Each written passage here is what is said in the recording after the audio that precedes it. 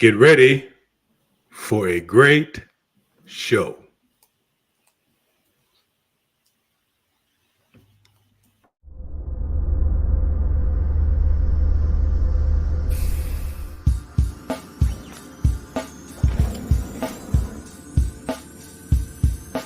Black space is a place for us. Real people with real issues.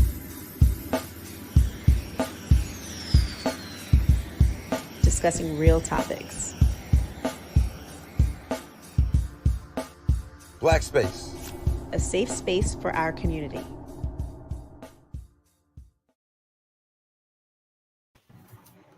Hello, I'm George Middleton, your host this evening on this podcast episode of Black Space Live. This evening, we are going to examine the following question. Historically, has the Black community benefited more from a regulated or less regulated sexual marketplace? Should be interesting. Before we get started, I would like to take this time briefly to encourage you to like, subscribe, and share this podcast. In other words, don't be selfish with this content. Share the love. You can catch Black Space Live on YouTube, Instagram, Twitter, Twitch, and Spotify.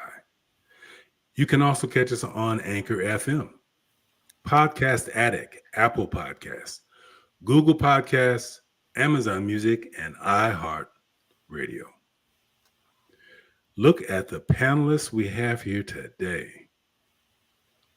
We finna get it on. It's on and popping. So we're going to take a quick moment and let each panelist introduce themselves and tell you, the watcher, viewer, and listener, what they think you should know about them. Let's begin with the only Mel Cruz. Hey, what's going on? The only Mel Cruz. Shout out to everybody in the panel, on the room, and it's going to be a great discussion, I believe. Yeah, I do have a podcast on YouTube, a couple other different places. Also, specifically, I'm doing a special book read on a new platform called Fund It Socially. But anyway, there'll be more information about that as we go. But thanks for having me. I can't wait to get into the conversation.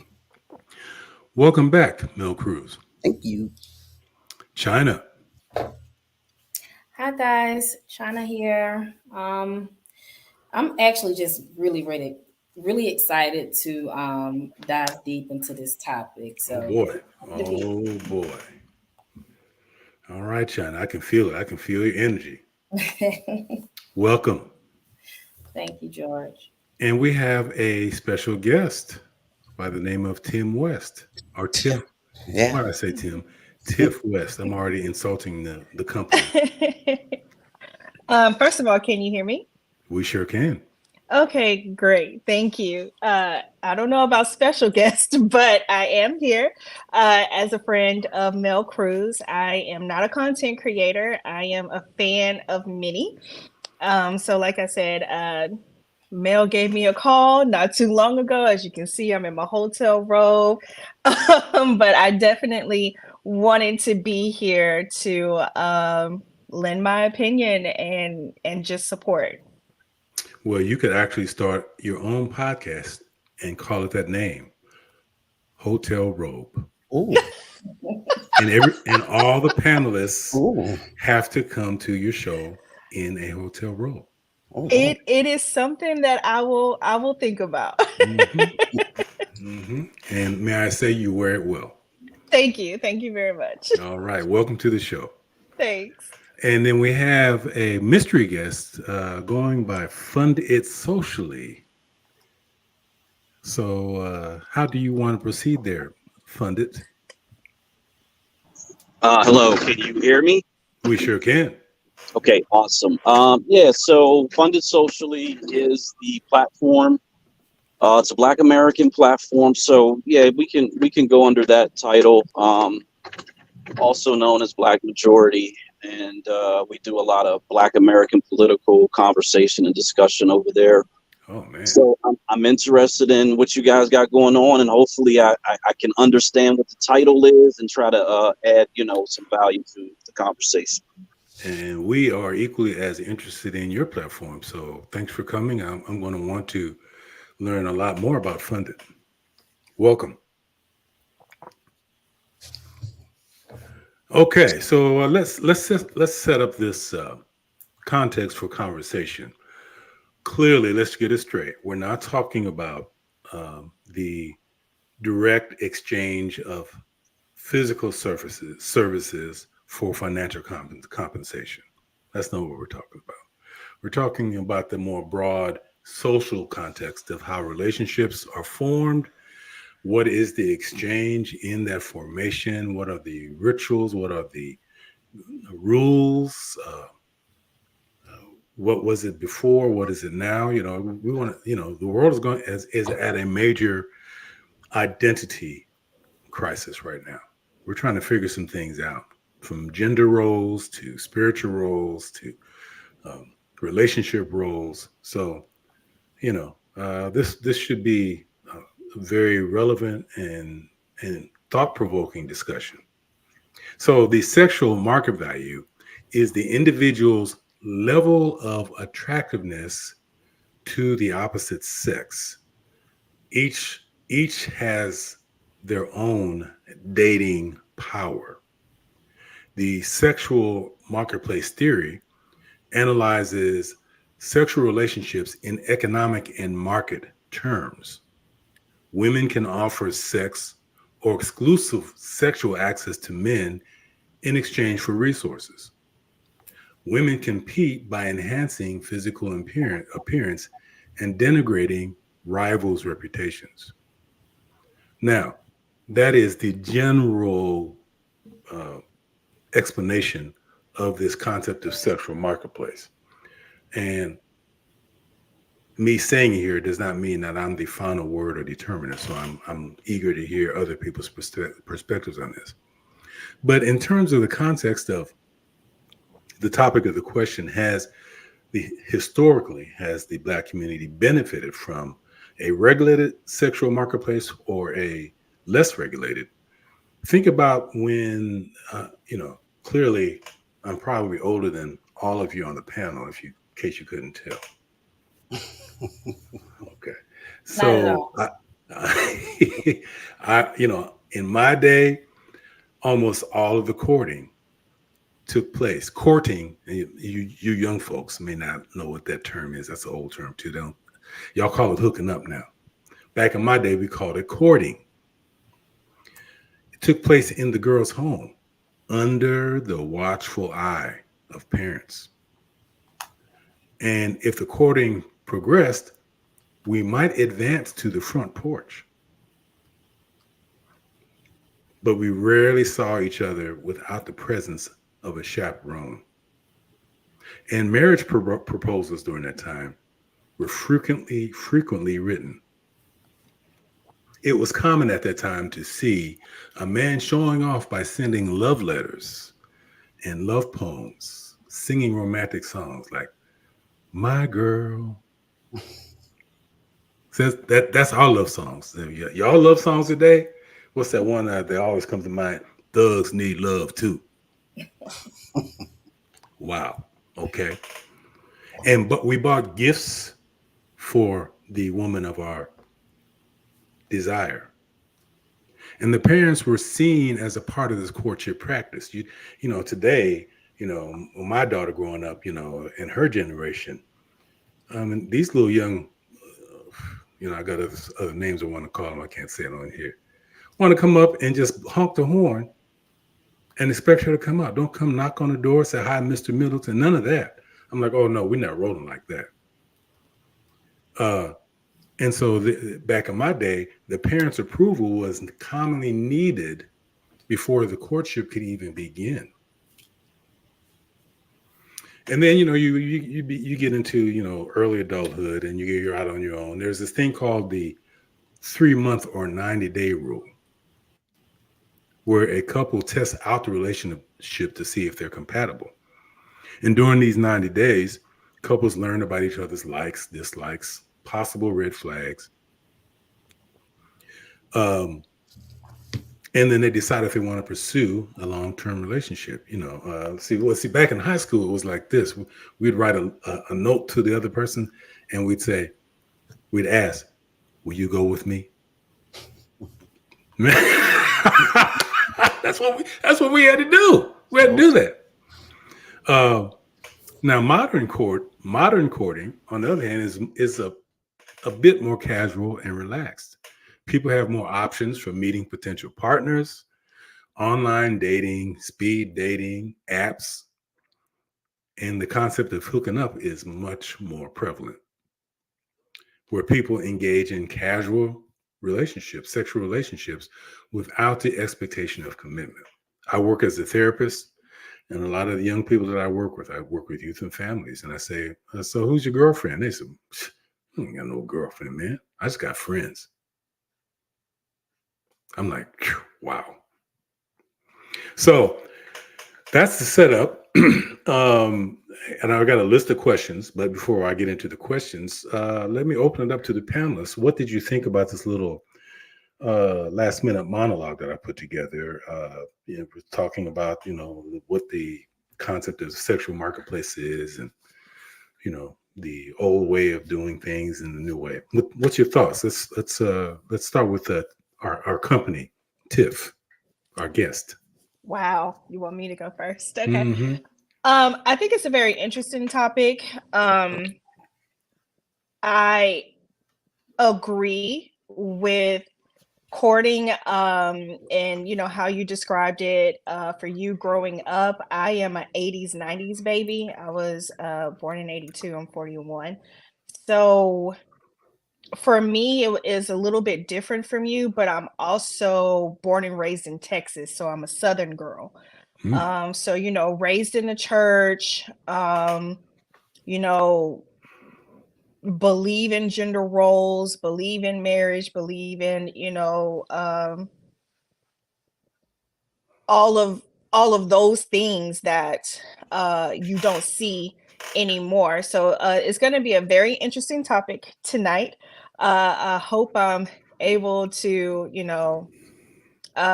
contribute to the conversation. So yeah, I'm looking into it. I hope I answered the question. I'm just Well, yes, you did. rambling on.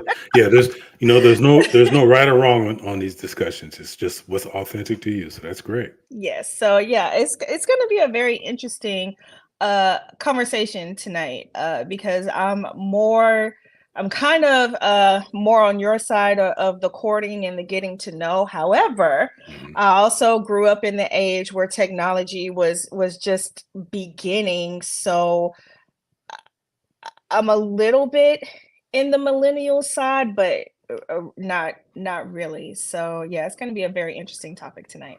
Okay, China, what are your thoughts on my little monologue? Of course, I agree with you, George. You know, years ago, not too long ago, but um, it was easy, right? Boy meets girl, girl likes boy, boy courts girl, the proper way. And, that may have led to families, children, the whole nine. And somewhere along the line, we strayed from that. And, there's pros and cons to it, to everything. I mean, Mhm. even just mentioning of social media. It's all great that you can meet someone online across the world, fall in love. You never know where your soulmate is. That's the purpose of online dating. However, it's not everyone isn't using it as online dating. They're using it as online hooking up. And so when you really peel back everything and just dig to the root of it, um, you know, I'll get there. But yeah, if we could just hold on to those traditional values that were instilled in most of us, I feel that our community would be in a better position. So. Okay. All right. That's going to be a very rich line of discussion that we're going to follow up on. Mel Cruz. Well, I enjoyed your monologue. I thought it was interesting, and kind of, accurate, factual. It's how it used to be, and it's not like that now for the most part. It's really, I mean, it's. I almost want to call it a meat market in one sense, but it's a meat market with, with confidence. I mean, the people are, they're in this. Well, I'm going to call it the marketplace, even though, but the people are, they're operating within this marketplace theory with confidence. They know their worth. They know what they're willing to do. They know what the cost is, and so, now I really like what Tiff said about, she understands the game, but she was raised, she's from Texas, and I'm in agreement with that position. That's where I'm at too. But, if you're out here and you're trying to date or you're trying to get into relationships, that's the mindset that you're dealing with, or people that are like, wait a minute, hold on, I do this, you do this, you do this, I do this, but you ain't do that, and what I look like doing this. So that's the speed in which these potential relationships are developing. Gotcha.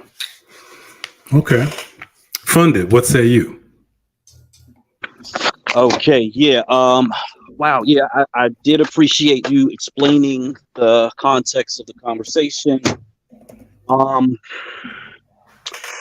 so I'll be 49 this year, Hmm. so just under the half century mark. And I've dated a lot in my lifetime.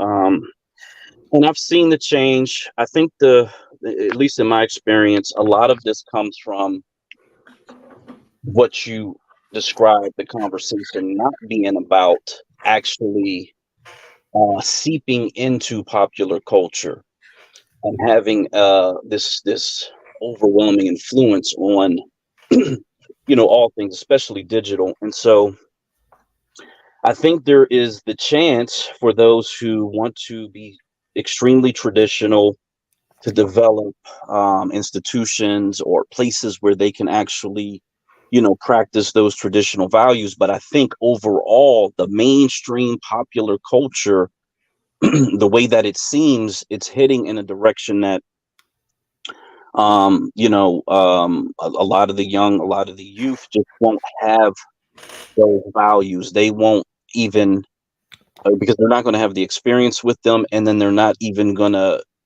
essentially understand what they are. They may even look down upon some of those values simply because they're just not what they see. They don't see it modeled necessarily in pop culture, in society as a whole. Right. And so I think, that's going to be the push and pull as far as how society moves forward when it comes to these relationships. Okay. All right. So now we've got kind of the baseline here for the context. Here's my first question, and this is to the queens here on this panel here. What is today's Black woman's market value?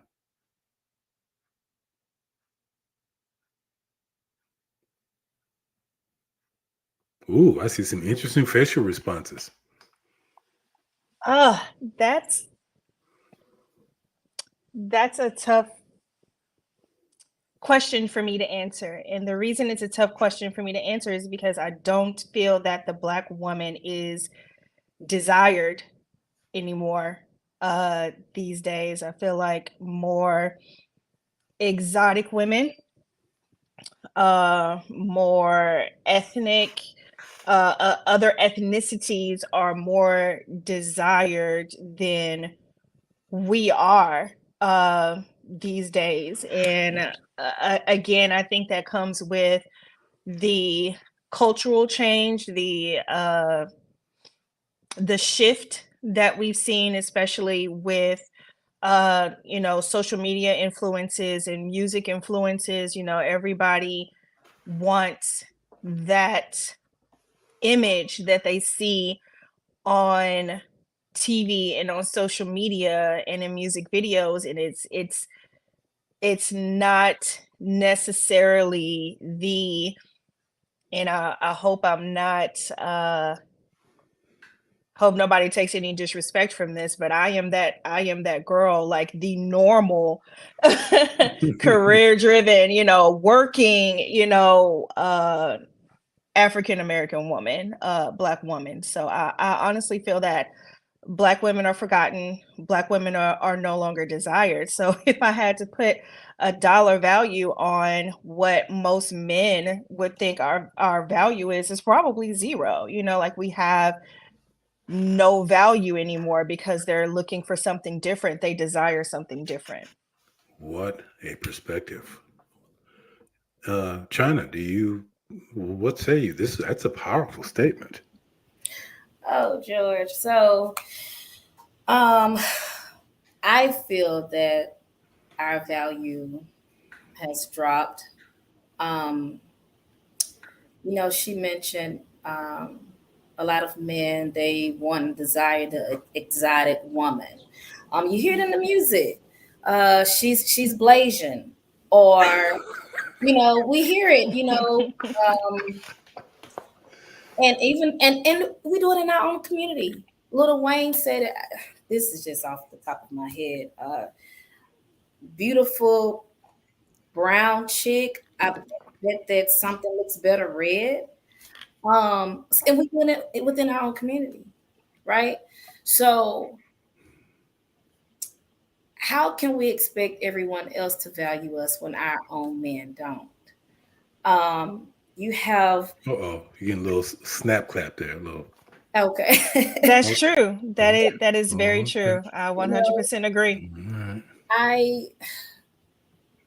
I get really upset when I hear black men, and I actually have friends, associates, so to speak, mention, man, I don't want a black woman. I'm gonna go to Colombia. I'm gonna go to Argentina. I'm gonna go and get me A, B, or C. And I'm sitting here looking at you like, okay, your mom's black, Hmm. your grandmother's black. Hmm. The women who love you are Hmm. black, but you can't give that love to your community. So, and not to mention, when you think of the Latinas, or when you think of their community, um, outside of them being considered spicy, you're not thinking of them initially as having, this attitude or this or that. Hmm. But when you initially think of the black woman today, Yeah. you think of the ratchetness. And that's it. Nothing wrong with a little ratchetness. Okay, we all got some in us. That is very true. Mhm. But you're not thinking of the beautiful black woman that's on her job, doing her thing, um, raising her children if she has them, taking care of the house. We're not looked at in that light. We're looked at as how our bodies look, number one. And number two, um, can I cut a camera on and twerk really nice for you? That's what our value has decreased to. So it's really it gets to me. But here we are. Okay. Well put. Very well said. Very well Hmm. said. With that thunderous. What do you call that right there? It's applause, basically. Thunderous applause. Applause. Mel Cruz, what say you? Yeah, this is for the ladies, including myself. I agree with both Tiff and China. I mean, y'all laid it out. Um, just to segue real quick, when you talk about that twerking, that water challenge from can't remember the girl's name. That is a beautiful Tense. dance, and I need to know how to do it. Okay, I'm trying to figure this out. Anything can be done within taste, right? Right, Absolutely, right. exactly, Okay. and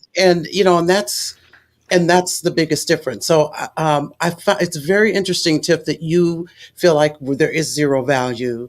And then based on what you said too, China, and I feel like there's like a small number of Black women who are still in the fight to say, look, you're not just going to erase us. You're not going to Mhm. allow us to just, die off in history. But here's my thing, and my issue is, I'm going to talk about Jamie Foxx.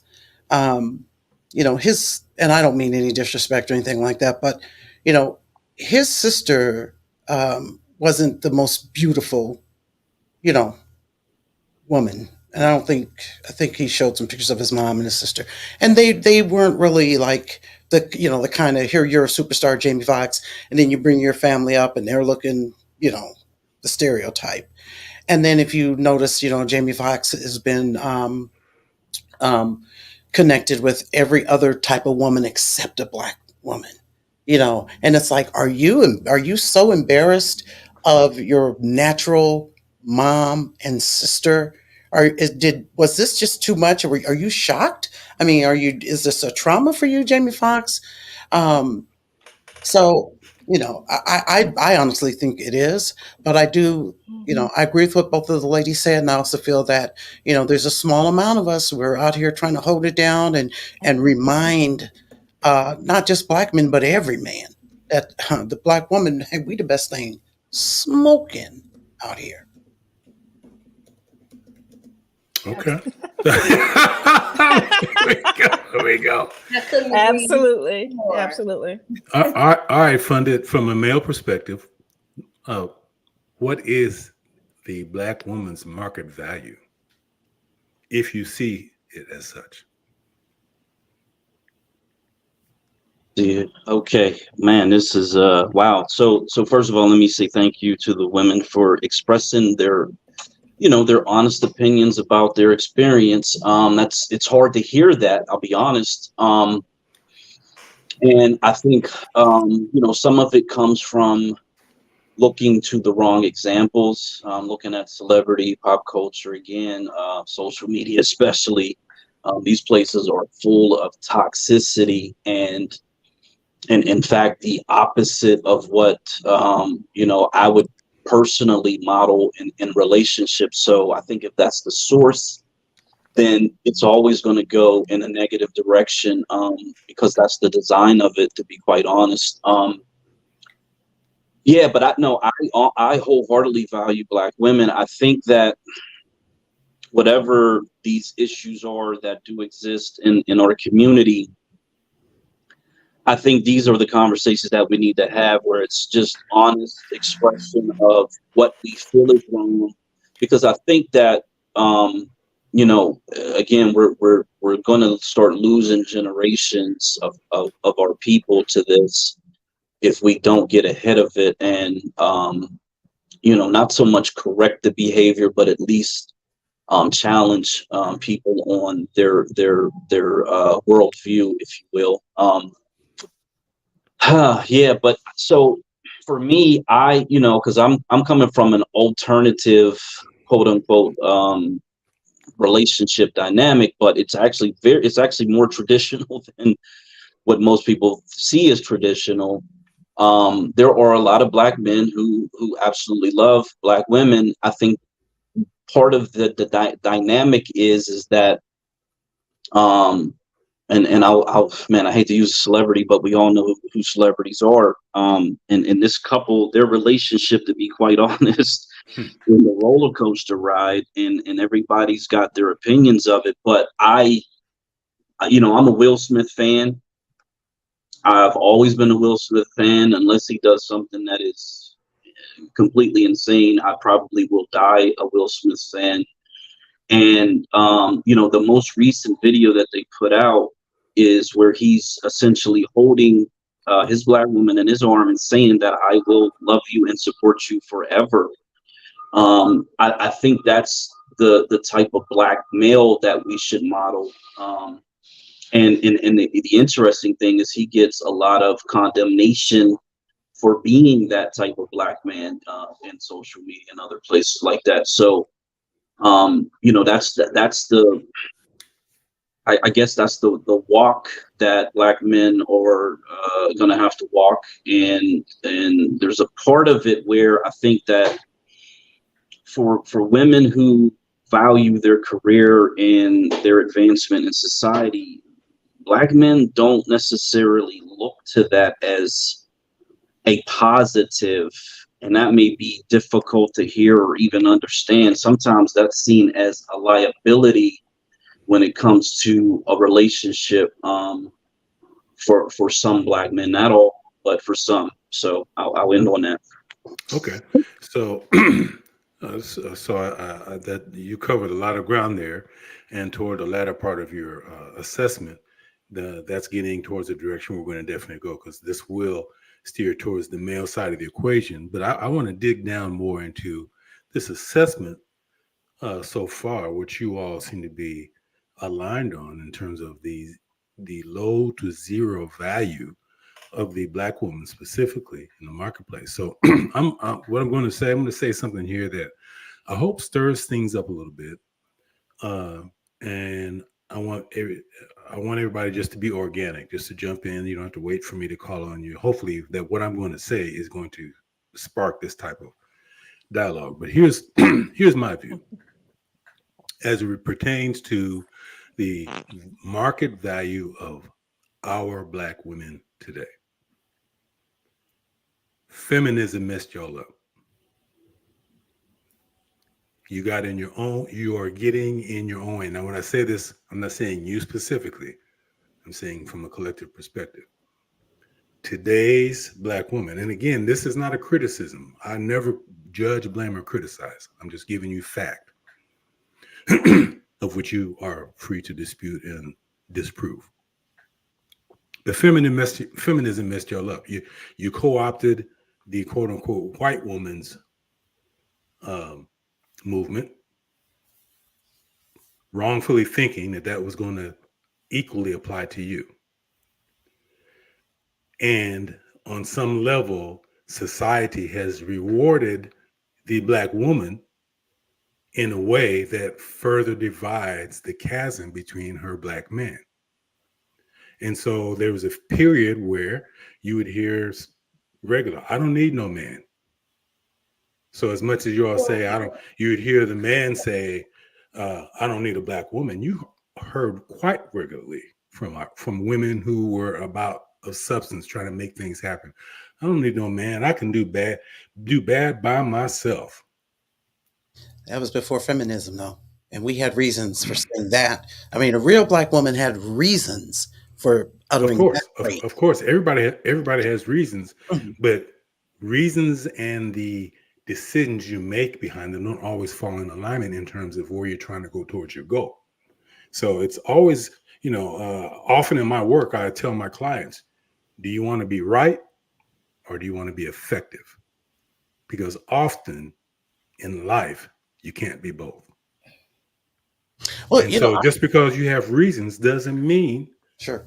that if you're letting the emotionality of those reasons determine your decisions, Sure. chances are it's going down the wrong path. But so let me throw that out there. I appreciate what you said, Mel Cruz. I'm gonna let you take a deep dive on that. Awesome. Y'all are getting in your own way today. Oh, and the last thing I need to say on this too is that you as women, generally, not you three, because you might be the most unique ones here, We are. but you as women don't understand the generational and current attack on your male. Okay. You don't understand how that still impacts Sure. his thinking today, which leads to these issues that you have cited, which he says, I don't want no black woman. Right. Or when he gets successful, what does he do? He gets everyone but what raised him. Right. All right. There's reasons for what people do. Okay, I'm opening up. What y'all Okay. say? So for starters, the feminists, for those of us who are not feminists, we're outnumbered. Okay, we're outnumbered, we're outplatformed, we're out organized to rebut and do an offensive or defensive to their offense to us. So all we can do is just continue to do what we're doing until we get some more support coming in. Um, a lot of Black women we want that, that when we make that statement or made that statement of, I don't, I can do better by myself. It's because the black man must have went and got with a Blasian woman. Okay. Or he must have went and, jumped to another ethnicity and tried to demean our value as black. It had to have been something that significant for a non-feminist black woman to say, look, I can do bad all by myself. Because typically the black woman that makes that statement is in there, in the trenches with her man, doing everything she can to support him because she realizes how tough his, society is towards him and all of the challenges and things that he's going through as a man. So yeah, feminists have made it difficult for the non-feminist black woman, but we still haven't given up. We're just, we just need more troops to help us in this fight. Interesting perspective. Okay. Come on, y'all, mix it up. What's up? Well, I was gonna let China go first. go ahead, because go ahead. Okay. So for me, my opinion, my perspective personally, I sort of kind of ride the fence on this. Again, sorry if y'all can hear my stuff. Again, being a Southern woman, I truly believe in gender roles. I truly believe in being feminine. I truly believe in being soft. But at the same time, I was raised by two strong black women without a male in the home. So I was raised to be a strong black woman. I was raised to be independent. I was raised to do things on my own and not have to depend on a man. Now, if a man comes into my life, he is an addition too. However, I can and have done it by myself. I don't need a man in order to do the things I need to do in life, be the woman I need to be in life. A man doesn't define me, but he adds to. But I do agree that some women have become overly masculine in I'm trying to see how I want to put this. They become overly masculine to where they don't necessarily believe in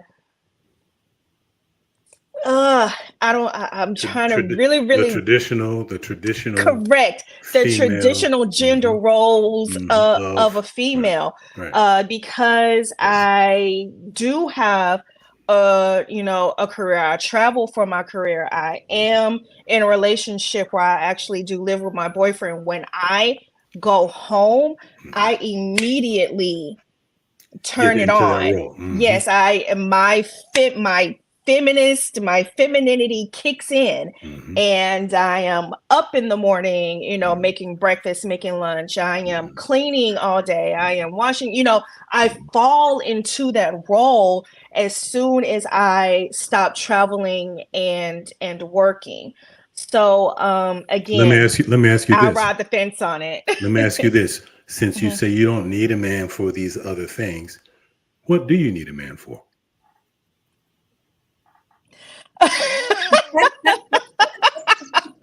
It was the smile. Is the question already answered? Being a heterosexual woman, of course you know what I need a man for. But again, at the same time, things have changed, and women are making their own money, and they're making their own way. So we're not saying we don't want you. We're just saying that we don't need you. We can do it without you. We want you here, but we can still do it on our own. Okay. Somehow that message doesn't quite come through. It's more, we don't need no man. That's the stronger message. That's the stronger message. I mean, you've put a nice politically correct nuance to the statement. But what most men are hearing today, I don't need you. But I think too that some of it is like, and I love what Tiff said about, as soon as she gets off the plane and gets back to the house, it's like, hey, I'm in that mode, and I think sometimes we as the woman, we forget to say, look, I can't wait to get into that mode. I've been looking forward to getting out of this professional mode and getting into the mode of, let me take care of my man, what you need, how can I do this, what, oh, I know he likes this and that, and so on and so forth. We, as women, we want to do that for our men. And sometimes that goes unspoken. And which is why I think it's not understood, or most people don't, or most men aren't embracing that or acknowledging that, because either we fail to say it, or that's just something they're not trying, they're looking at it from yeah, they're looking at it from a standpoint of, you guys only want us for one thing and blah blah blah. So, but women, a real woman wants to do these things for her man. It makes it, that's what makes us feel like a woman. That's what puts us in our, to me, that's what puts us in the mode to do everything we're supposed to do in that relationship and as a woman in a relationship. Well, I hear you, and I know you all are well meaning in what you're saying, but in the work that I'm doing, that's not the theme that's coming across. I'm working with youth and families every day. What you're telling me is not what's going on, but I'll just put it out there. I want to hear what China has to say, and then I can't wait for Funda to give his perspective. So, China, what were you going to say? Oh yeah, because I'm leaning in, George. I see you. I see you. So, two bullet points here. The whole feminist movement, I get that. It is what it is. Women were and are hurt. Okay. When you go back, when women start saying they didn't need a man, they didn't need Paul hitting Granny upside her head, right? You can go on about your business. Okay. If you gotta have 3 and 4 families, no, I don't need you. So when we begin saying that we don't need that man, it wasn't because we did not want them there.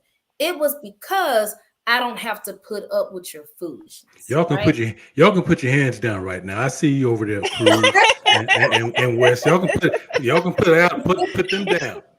Go ahead, China. So when women began saying they didn't need a man, it was for those reasons. And then, of course, we started making our money. So then we said, not only do I not need you if you're going to knock me upside my head and have 3 or 4 families, I also don't need you because now I can go make my own money and pay my own bills. Okay. Do we want that? Absolutely not.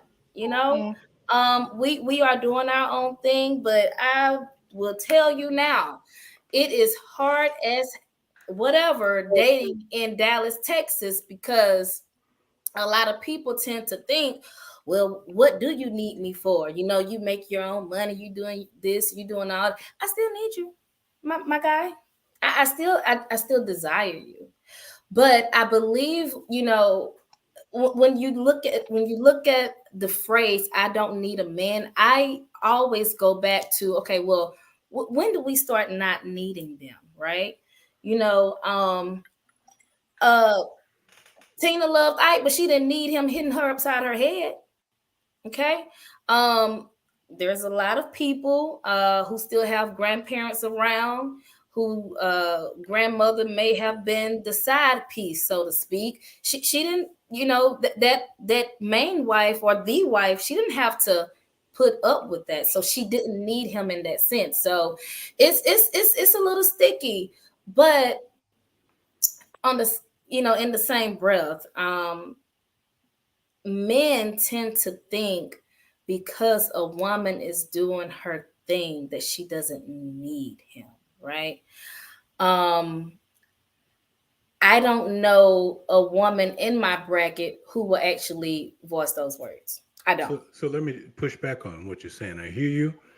However, and I hope I have some men who can vouch for this experience I'm getting ready to share. But when you say those are the things that you don't want, but then when you actually meet a man that has the things that you do want, and does not show you those things that you're not wanting, you treat him like crap. And when I say again, this is the general you, that the good guys are catching hell for the stuff that you're angry at. And so instead of saying, I don't want that, but here's a guy who fits the caliber uh, and checks all the boxes, he shows up, he's catching hell. And then on top of that, we still see the cats out there that you just referenced, China, having no issues whatsoever. I mean, they are doing what they want to do, unencumbered. Matter of fact, they're even more desired for some reason. They're even more desired. So I just want to put that out there. But before you respond, Funded, what say you? Where are you on this? Okay. Yeah. So I agree that white female feminism, as an operation to separate black men and black women, has been somewhat successful. And I think as again as we look at these younger and younger generations, is going to be increasingly successful just because this is the conversation that a lot of people are having. Um, when I've talked to black women, especially in the political realm, they talk about black feminism is different, and I love the thought of that. I would love to see it defined more clearly so that young black men can actually see that and read it and see it modeled, so that they actually do understand the differences, and it shouldn't be a nuanced difference. It should be extremely different so that there's no question there. um I think, man, because someone mentioned the church earlier, and I love the church, but the church is not welcoming to heterosexual men in ways that heterosexual men would feel comfortable, would want to participate, would actively engage those circles. And I think that that would be a great place for these more traditional relationships to not only develop but also have counseling and mentorship and have a foundation within which to proceed. So I think ultimately, because it sounds like no one's here complaining about the relationships that they're either in or maybe the ones that they had, maybe vicariously living through other people or celebrities. Again, I think that's a big issue in what I see on social media. But overall, I can't discredit what the women are saying. I mean, I know everything they're saying is valid and real for their experience, but for me, I've never had that issue when it comes to dating women. I just never had those issues. Okay. Let's we've got a person who's supporting us in the chat room by the name of Liberty Twitcher. And Liberty has said a few things that many men have become overly feminine. And that I believe Liberty Twitcher responded to China's assessment and says that she is way, in all caps, too generalizing. Just because she's chosen bad men doesn't mean many or most are like the bad ones she's ended up with. And then Liberty is speaking to what Funded just said. How does the church not welcome hetero men? What does he mean? So let me take just a few minutes for China for you to respond to some of those comments, and Funded, you can kind of answer the question he asked you as well. China. Well, I have definitely not ended up with one because I don't need them, right?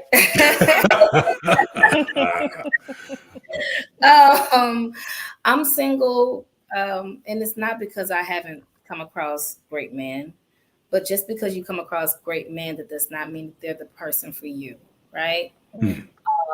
But I am again single because I refuse to put up with exactly what we just spoke on. We have to we have to sometimes refer to celebrities because it's what we all see on anytime we pick up our phone, we see things, right? Oh gosh, I can't believe I'm about to say these people's names, but Blueface and Chris something Rock. Chris Young. I, Chris Sean or something like that, right? This Liberty, I'm speaking of on couples like that. Of course, they're not going to be on every corner, but they are out there, and we only know about them because of this. But you have your everyday woman who goes through things. Battery and abuse is still alive and real. So it's not that I'm generalizing men. I'm speaking on the fact of why some women may initially say, okay, I don't need you. If you are going to cause hurt, harm, or danger to me, I don't need you. Right? If you can't increase me, I don't need you. So that's what I was referring to. Okay. All right. Funded. See, okay, we got the mic off. Okay, so in terms of the church, right? So, yeah, I have a sister. She's an ordained minister. I've visited her churches. I've visited, man, I can't even imagine how many churches I've visited in my lifetime. But when I look at the church, I don't see a place for Black men. And there's multiple reasons, but this is the one that I think stands out the most. Is you're in church and you're praying to a man, and this man is the person that you're going to put all your thoughts, hopes, prayers, etc. into. And I think that relationship for a woman is the perfect relationship, whether it's looking at him as the father, as a model for a husband, brother, etc., etc. It works really, really well for the psyche of a woman to align themselves with that male dominated imagery. I think for heterosexual men who are strong willed in and of themselves, it creates I'll say it creates distance. And it's not the same relationship that the woman in the church is going to have. Because man, I love gospel music. Oh my God, I stayed up one night just listening to gospel music. I love it. But as I'm listening to it, I'm constantly getting this feedback loop of this male to male relationship. It's a constant male to male relationship, and I just think that creates a distance. And then the other thing in church is, while some churches are really good at creating youth activities and youth groups and things that cater to the youth, they really don't create Black adult male activities and Black adult male groups that they could participate in and still be their authentic heterosexual masculine self. It's almost as if you're expected to tamper down that part of yourself when attending church services or engaging with the church. And I think for that reason, it alienates some heterosexual Black men. This sounds like a podcast topic of discussion, deserving its own thread there. So that's definitely, but that's interesting. So Liberty, really appreciate your challenging our panelists tonight. So let us know what you think about the responses to your comments there, and we appreciate your attention on that.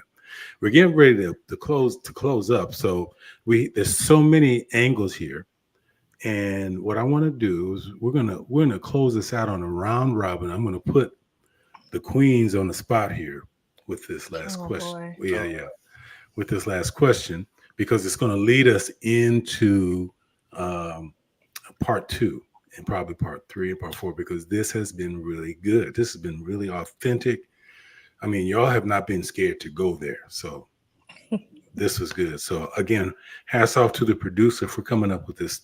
It seems like he has his thumb on the pulse of what's going on, and he really finds some unique ways of creating a platform for things that need to be discussed, and I appreciate it.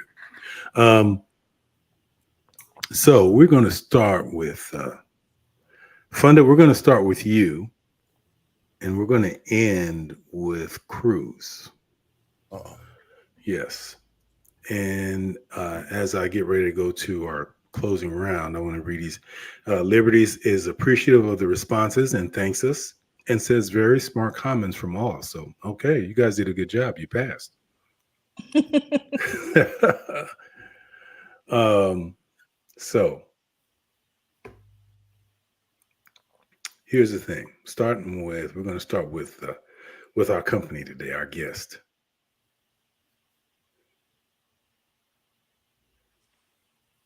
Yeah, we're going to start with you, Tiff. So I'm trying to find my closing music here before I. Here we Yay. go. All right.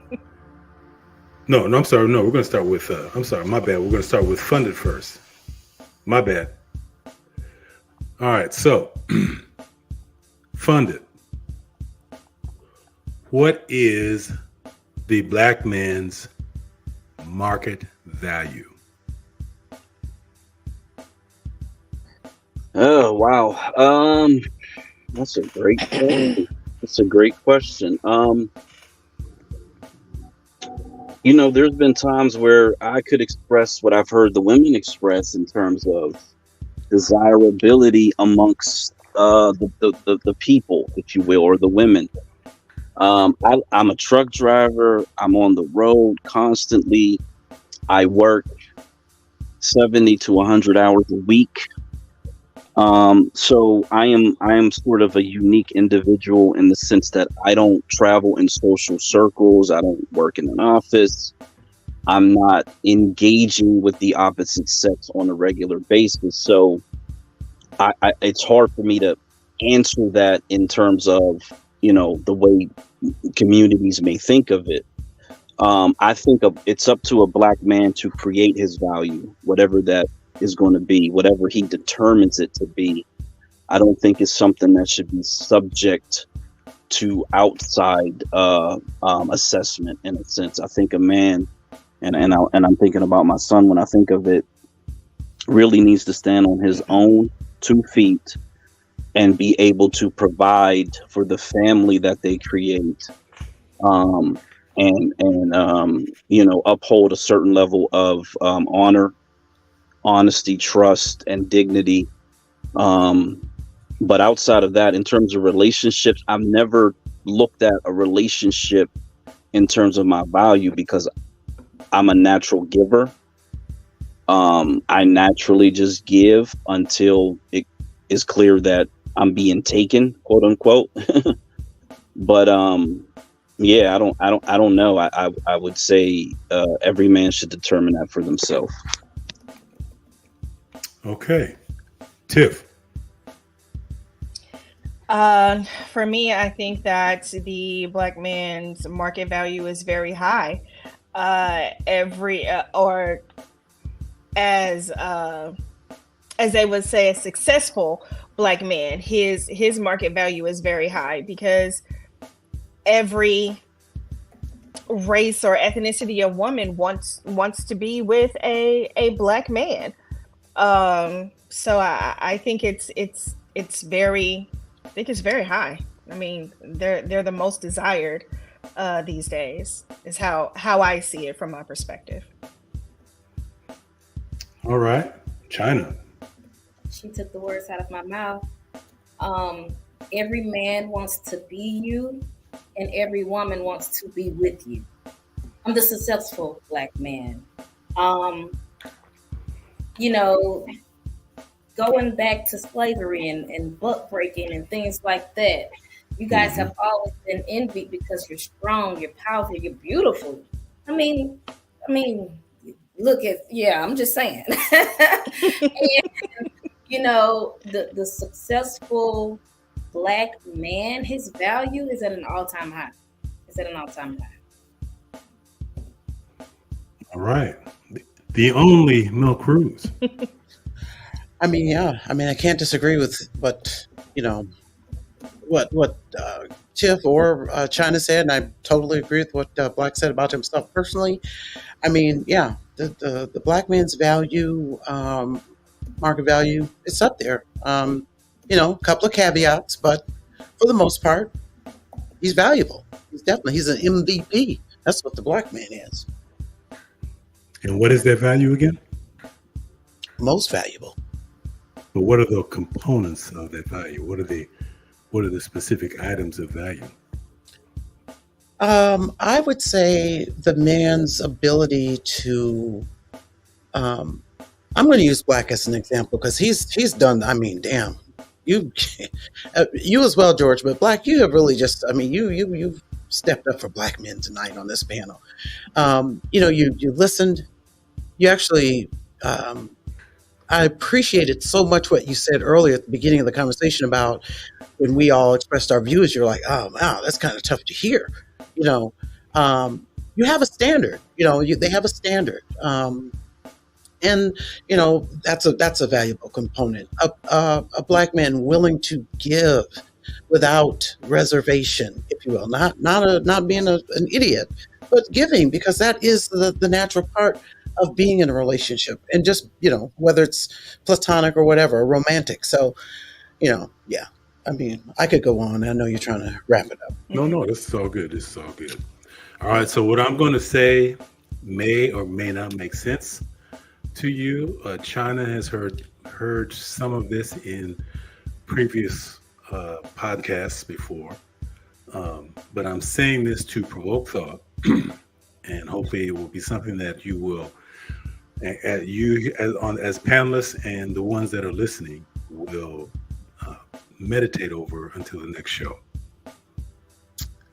As it pertains to the question of the black man's market value, you can't value what you can't define. And you can't define what you don't own. You can only have an opinion. Black is an invention of the European, who actually defined a group of people for his own exploitation.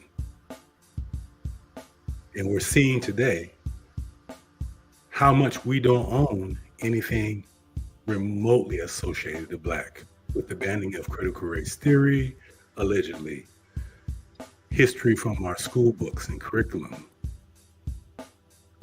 and all other systemic areas of racial disparities.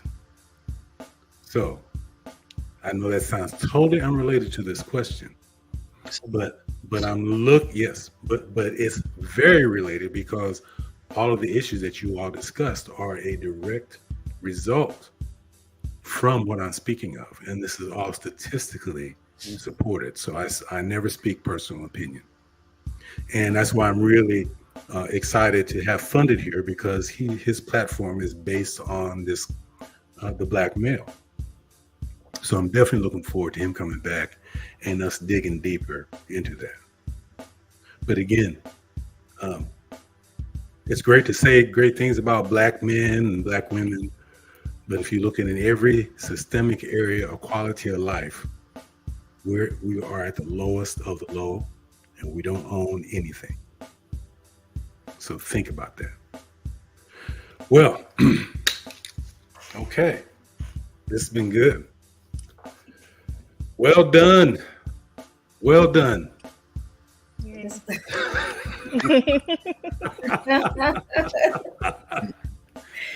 Yeah. So we I love the chemistry here. We have to have you all back. Thank you for Funded and Tiff being available on the last minute. So now that you have stepped in, you are part of the family. And Tiff, we want to be the first panelist on your upcoming podcast, The Hotel Road. Yeah, I'm getting ready to buy me a brand new robe to be a panelist on your show. Some wine. I know, right? A little charcuterie. Some water dance. I know, right? And Funded, you're gonna have to go get your player, silk satin robe player with the cigar. You got to play too, bro. All right. Oh, yeah. Manifest good things in my life. I love it. This was really good. Very good. I enjoyed hey, it. Thank you so much for having me. Yes, thanks for having me too. You did awesome, Tiff. You did awesome. Thank you. So have a good week. And until the next time we meet, we will see you in the black space.